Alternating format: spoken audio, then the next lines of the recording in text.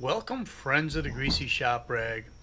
Today we're going to take a look at a Husqvarna 525 LS string trimmer. The complaint is that it bogs and has little power. So the first thing I always do is check the fuel. And obviously I didn't think the fuel was very good on this deal here. At least the residue left in a tank. I'm not even sure if there's any fuel actually in it. So we're going to take a look here, and part of the problem is this air filter being so plugged up with fuel spitting back out of the carb. So that doesn't help matters at all to me running rich like that. We got to get this top cover off, and it's just a matter of 3 screws, I guess. There's one on this muffler shield, one above the starter mechanism, and then one in front there. The only hard part about getting this off is that spark plug boot is kind of pressed into it a little bit. So, as you know, the second thing I always do is look in the cylinder, make sure that the repair is worthwhile. That spark plug's really kind of jammed in there. We got her.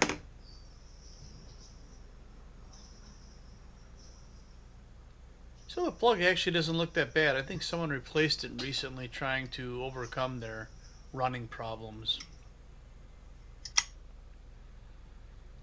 And the cylinder looks good. We don't have any scoring. We'll throw another spark plug in there.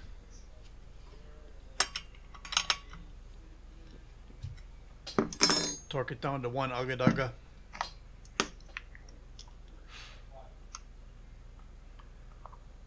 So we're kind of going to go through basic tune-up procedures here.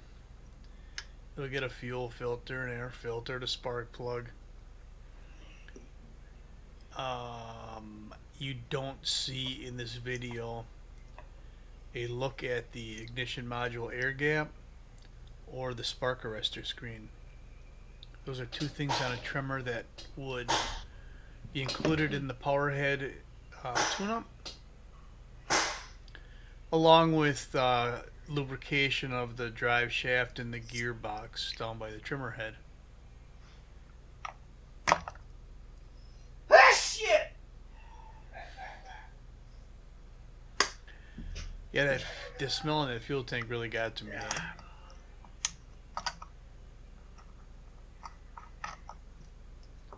So the next step on our tune-up / fix the bog problem is to get the carburetor off of there and look inside of it and see what's going on. There's just 2 screws that hold this carburetor in place. A couple of fuel lines that got to come off. So I want you to look right, well, I think I showed it earlier. The idle adjustment screw on this cover of this carburetor, that's what they call that, is a cover, that top plate. That arm that the idle adjustment screw is threaded into, that breaks off a lot on these 525s. I've probably replaced 10 of them covers already. So if you got a trimmer that just won't idle, and it's not obvious right away why it just won't idle,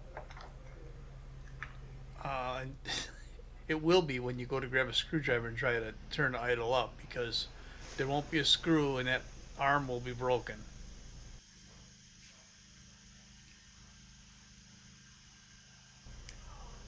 So we'll get this carburetor opened up and take a look at the micro screen. A lot of times when you have a bogging problem, it could be because that screen is plugged up with debris. Well, in this case, it wasn't debris so much as a scum. And I've seen this before. I'm not sure where it comes from or what causes it. I wanted to give you a close look of it here, and I dropped it. And then I dropped it again. Well, that's gone forever.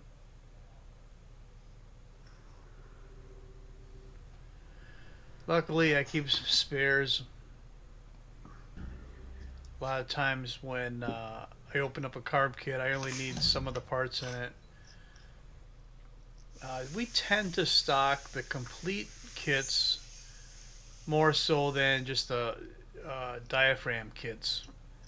And if I just need the parts from a diaphragm kit, I keep all the other stuff, and then I got it extras for a case like this.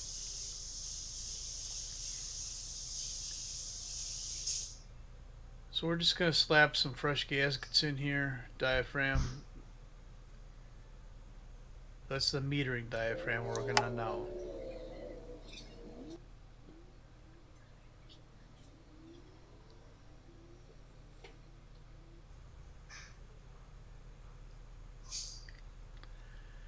I don't know why I've been flipping that screwdriver around lately, but I have been.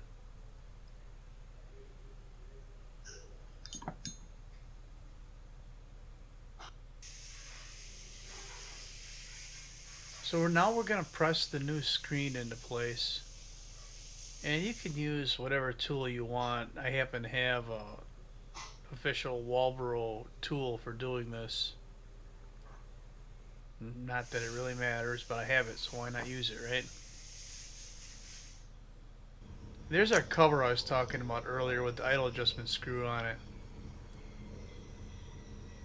And they're pretty proud of that cover. I think it's like, yeah, I want to say 29 bucks or something like that. It ain't cheap. So we'll get this old gasket scraped off of here. Call it good enough and slap this biatch back together.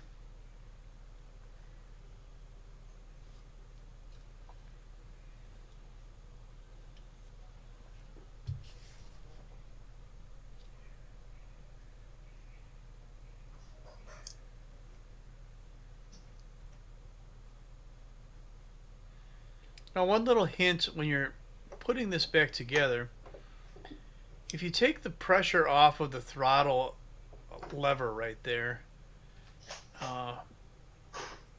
then the idle adjustment screw isn't pushing against that lever as you're putting the plate together. You know, sometimes you're trying to line up a guide pin on the plate, and that you're hitting that throttle linkage, and if you just take the pressure off that a little bit, the plate will drop right on there.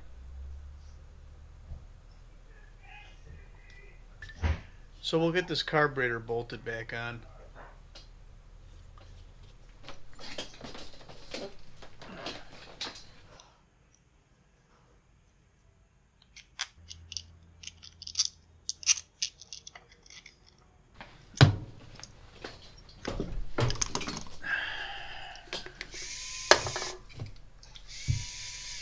Yeah, I know, your host left you hanging there for a minute. Oh, come on now, that ain't even bullshit. That's horse shit. Deal with it. This throttle linkage, pretty simple. I don't know how to explain it without a close-up shot of it. But it's simple. When you go to take this apart, it'll be super obvious how it comes apart and how it goes back together. The only thing not as obvious is the that clear plastic tube that the throttle linkage is in. You got to make sure it's in the track and butted up against the stop down there by the closer to the trigger. Pay attention to that when you take the cover off, so that you know how that goes back together. We're going to put some canned fuel in this. I don't remember what my reasoning was for that. That's what we're going to do. So we'll give this thing a test run. And then we'll slap her back together. That's all I got for you on the 525 LS string trimmer quickie tune-up. Thanks for watching. Later.